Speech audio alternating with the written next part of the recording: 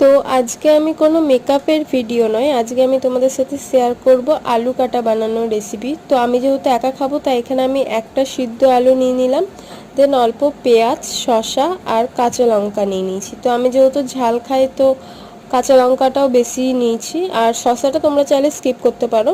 দেন আমি এখানে ভেজানো ছোলা আর মটর নিয়েছি। নেক্সট এবার আমি হচ্ছে মানে শুকনো লঙ্কা আর জিরে ধনে গুঁড়ো ভাজা এটা গুঁড়ো করে নিয়ে সেটা অ্যাড করলাম।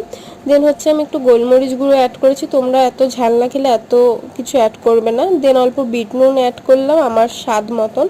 দেন এই যে তেঁতুল, যেটা ছাড়া তো আলু কাটা অসম্ভব। দেন এই যে ভালো করে মিক্স করে নিচ্ছি। তোমরা তোমাদের স্বাদ মতনই সব কিছু দেবে।